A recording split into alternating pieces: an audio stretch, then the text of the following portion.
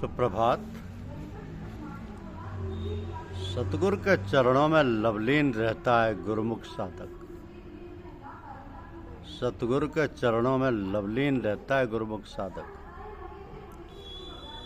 गुरुमुख प्रत्येक के साथ सच्चा व्यवहार करता है और निंदित बातों से बचता है। किसी को धोखा नहीं देता। जो काम करता है वो सतगुरु के लिए, उनकी दया के भरोसे करता है। इसके विपरीत मनमुख चतुराई और कपटपूर्ण व्यवहार करता है। अपने स्वार्थ के लिए, दूसरों को धोखा देने के लिए बुद्धि और चतुराई पर भरोसा रखता है और स्वयं को प्रकट करता है। तो गुरुमुख साधक सदैव मन और इंद्रियों का निग्रह करना पसंद करता है। चित्त में दीन रहता है, आक्षेप के वचन को सहन करता है, उपदेश को प्यार से सुनता है और अपनी बड़ाई नहीं चाहता है। गुरुमुख साधक मनमुख के बिल्कुल विपरीत है, क्योंकि मनमुख तो मन और इंद्रियों का निग्रह करना पसंद करेगा। किसी से दबना या उसका आदेश मानना ही नहीं चाहेगा। दूसरों की प्रशंसा पसंद ही नहीं करेगा।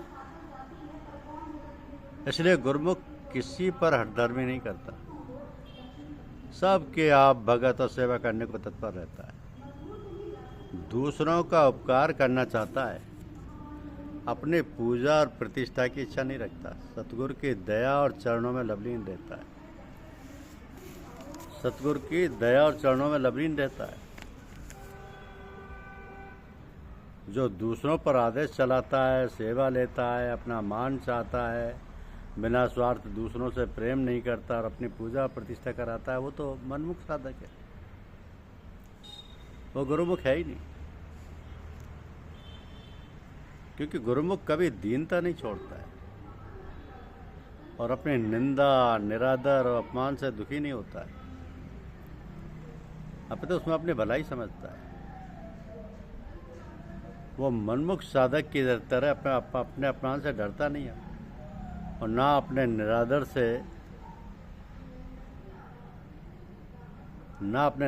से संकोच करता है। वो दूसरों की खुशी देखना चाहता है। गुरुमुख साधक दूसरों की बड़ाई चाहता है। गुरुमुख साधक सेवा में आलस नहीं करता, कभी व्यर्थ बैठना ही नहीं चाहता। उसको शरीर का आराम चाहिए नहीं, सेवा में आलस नहीं करेगा। गुरुमुख तो सदैव सादगी से रहेगा। जो कुछ मिल जाए, रूखा सूखा मोटा जोटा, उसी में खुशी जीवन यापन करने को तैयार रहेगा। वो मनमुख साधक की तरह अच्छे अच्छे पदार्थों की चाहना रखेगा ही नहीं। रूखे सूखे पसंदों को, रूखे सूखे पदार्थों को भी उससे कोई गिलानी नहीं, क्योंकि गुरुमुख संसारी पदार्थों और संसार के जाल में नहीं अटकता और उनकी लावानी से दुखी नहीं होता। अगर कोई अच्छी बात कहे तो उस पर क्रोध नहीं करता। सदैव अपने कल्याण और सतगुरु की प्रसन्नता पर दृष्टि रखता है। मनमुख साधक संसार और उसके पदार्थों का बड़ा ख्याल रखता है और उसके हानि लाभ से शीघ्र दुखी सुखी हो जाता है और कटु वचन पर तुरंत क्रोध भी आ जाता है उसको। तो सतगुरु की दया और समर्थता पर भरोसा रखना सदैव गुरुमुख साधन का ही काम है। गुरुमुख साधक होना बड़ी बात है, क्योंकि गुरुमुख प्रत्येक बात में सफाई और सच्चाई रखता है तथा चित्त से उदार रहता है। दूसरों से प्रेम करता है, उनका लाभ चाहता है, स्वयं थोड़े में संतोष करता है, दूसरों से लेने की इच्छा नहीं करता, लालची नहीं होता, सदैव दूसरों से लेने को उद्यत नहीं रहता बल्कि देना चाहता है। लाभ प्रत्येक बात में चाहो मगर दूसरे का। सच्चाई सफाई व्यवहार में हो, वो गुरुमुख साधक है। क्योंकि गुरुमुख संसारी जीवों से बहुत प्यार नहीं करता है और भोगों की इच्छा और आशा भी नहीं रखता है। उसको सतगुरु के चरणों की प्राप्ति की इच्छा और आशा रहती है और उसी के आनंद में आसक्त रहता है।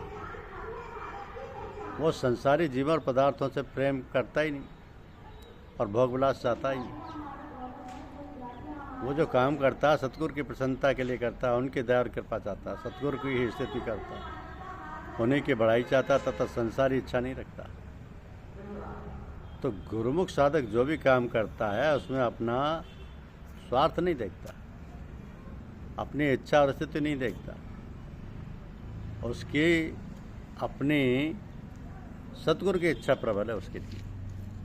वो किसी से विरोध नहीं करेगा, बल्कि विरोधी से भी प्यार करेगा, और कुल कुटुंब जात पात और बड़े व्यक्तियों से मित्रता का अपने मन में अहंकार नहीं लाएगा, और प्रेमी तथा सच्चे परमार्थी जीवों से अधिक प्रेम करेगा, सतगुरु के चरणों का प्रेम सदा जगाए रखेगा, उनकी दया कृपा नित्य प्रति विशेष प्राप्त करना चाहेगा।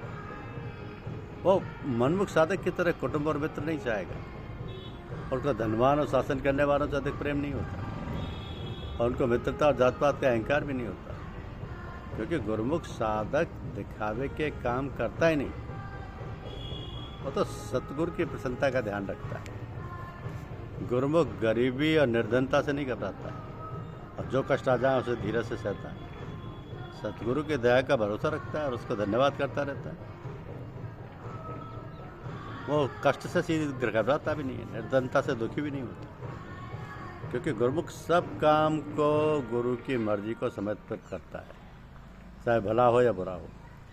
अपना अहंकार उसमें लाता ही नहीं, अपनी बात का पक्ष दूसरों की बात को हीन करके नहीं दिखलाता है, सदैव सतगुरु की मौज निहारता रहता है और उसका गुणगान करता हुआ चलता है।